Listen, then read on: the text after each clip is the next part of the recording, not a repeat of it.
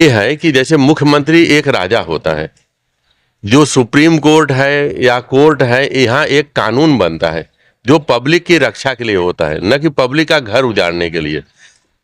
तो मैं ये सोच रहा था कि ये राजा है, राजा जो है देश का कानून बदल सकता है और फिर बना भी सकता है। तो इसलिए भेजा हूं कि इन्होंने कश्मीर जैसे मुद्दे को छुड़ा दिया जो कि संभव नहीं था छुड़ाना।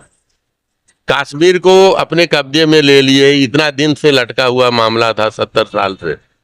क्या ये छोटा एरिया नहीं बचा सकते हैं अमित शाह जी? दोस्तों नमस्कार। दोस्तों आज चले विजय लक्ष्मी नगर की 41 बिल्डिंगों पर लगातार तोड़क कार्रवाई जारी है, लेकिन अब भी लोग उम्मीद में जी रहे हैं।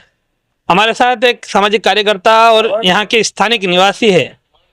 इनको अब भी सरकार से उम्मीद है और इसी उम्मीद में इन्होंने हाल ही में मुख्यमंत्री कार्यालय में तक जाकर अपनी आवाज़ पहुंचाने की कोशिश की है, उनको वहां पत्र प्रेषित किया।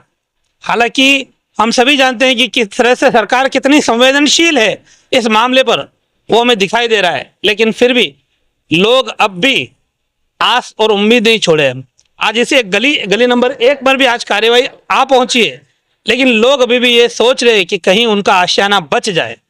हम इनसे मुलाकात करते हैं, आपकी मुलाकात करवाते हैं और बताते हैं कि इनकी क्या सोच है और इतना सब होने के बाद, सब आंखों के सामने दिखाई देने के बावजूद भी क्यों अब भी उम्मीद पर बैठे हैं। सर आपका नाम क्या है? अशोक कुमार राजपति मिश्रा। आप कुछ दिन पहले बोल रहे थे कि हमारी आवाज़ मुख्यमंत्री तक नहीं पहुंची है हमारे ही चैनल पर, उसके बाद आज आप दिखा रहे हो कि आपने एक पत्र वहां प्रेषित किया है 7 तारीख को।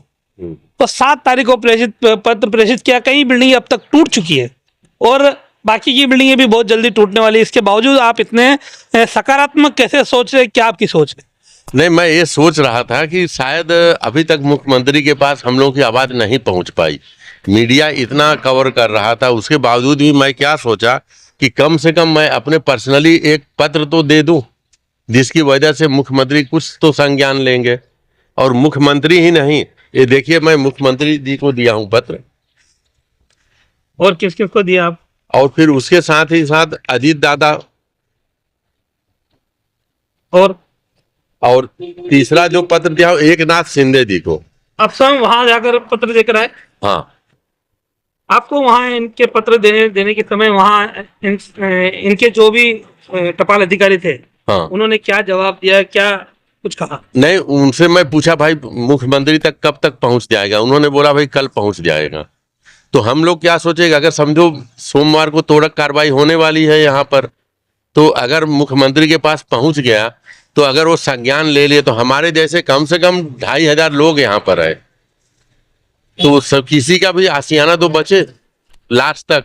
नहीं, लेकिन पहले ही जब कह दिया गया है कि यहाँ पर कोर्ट का ऑर्डर है और कोर्ट के ऑर्डर के सामने मुख्यमंत्री भी लाचार, ऐसा बताया जा रहा है, तो आपकी ये उम्मीद है, आप किस आधार पर उम्मीद पाल रहे हैं? नहीं सर, मेरा आधार ये है कि जैसे मुख्यमंत्री एक राजा होता है, जो सुप्रीम कोर्ट है या कोर्ट है, यहाँ एक कानून बनता है जो पब्लिक की रक्षा के लिए होता है, न कि पब्लिक का घर उजाड़ने के लिए। तो मैं ये सोच रहा था कि ये राजा है, राजा जो है देश का कानून बदल सकता है और फिर बना भी सकता है। जो उचित होता है वो बनाता है, जो अनुचित होता है उसको बदलता है। तो कम से कम इतना निकल गया है, उसके बाद जो बचा हुआ है वो तो बचा ले तो भी तो बहुत अच्छा है। और सर 2 पत्र और मैं दिया हूं। हाँ। एक पंत प्रधान नरेंद्र मोदी जी को, उनको भी आपने भेजा? बाय पोस्ट भेजा हूं सर। और दूसरा है गृह मंत्री, देश के गृह मंत्री अमित शाह जी को।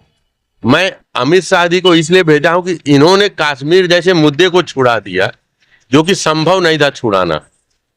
कश्मीर को अपने कब्जे में ले लिए, इतना दिन से लटका हुआ मामला था, 70 साल से। क्या ये छोटा एरिया नहीं बचा सकते हैं अमित शाह जी? कानून नहीं बना सकते हैं? वहां का कानून कितना अच्छा बना के कुछ दंगा फसाद भी नहीं होने दिए और सबका आशियाना ले लिए। तो कम से कम वो लोग तो ध्यान दे हम लोगों की तरफ। तो मिश्रा जी से हमने बात की, अभी भी ये आशान्वित है, मैं डॉक्टर पेशे से डॉक्टर है और अभी भी आशान्वित है कि कहीं कोई दरवाजा हम खटखटाए और उस दरवाजे से एक आवाज आ जाए कि हाँ रुकिए, हम आपकी मदद करते हैं। फिलहाल ऐसा दिखाई नहीं दे रहा है, क्योंकि कार्यवाही काफ़ी हद तक बढ़ चुकी है। जो पिछले समय में जो तोड़े जा चुके हैं वो और नए टूट रहे हैं। आज भी कार्यवाही, जब हम यहाँ बैठे हैं इसी गली में कार्यवाही शुरू है, लेकिन लोग एक उम्मीद पे है। इन्होंने अभी एक बड़ा शब्द कहा कि जो हमारे मुख्यमंत्री है वो राजा है। तो एक माने में वो राजा है, प्रजा के लिए उनको देखना ही चाहिए। तो दूसरे माने में वो प्रधान सेवक, प्रधानमंत्री खुद बोलते हैं कि मैं प्रधान सेवक हूँ। तो दोनों ही माने में अगर वो राजा है तब भी प्रजा की सूध उन्हें होनी चाहिए, और अगर वो प्रजा के सेवक है तब भी प्रजा के लिए उनको काम करना चाहिए। लेकिन इस समय सत्ता में बैठे लोग शायद ये समझ ले तो इतनी जो सही पब्लिक है उनकी जो परेशानियां है, तकलीफ है, वो दूर हो जाए। हम लगातार अपडेट यहाँ की आपको देते जा रहे हैं। यहाँ लोग परेशान है। लोगों की सबसे बड़ी एक मांग है कि पुनर्वासित किए जाए। जो पुनर्वसन के लिए सुप्रीम कोर्ट तक ने डायरेक्शन दिया है, उस पुनर्वसन को लेकर भी कोई बहुत बड़ा कदम यहाँ का प्रशासन नहीं उठा रहा है। ये बहुत बड़ा दुर्दैवी बात कही जा सकती है। आज की हमने आगे के वीडियो में रिपोर्ट लगाई किस तरह से लोग रो रहे हैं, बिलख रहे हैं।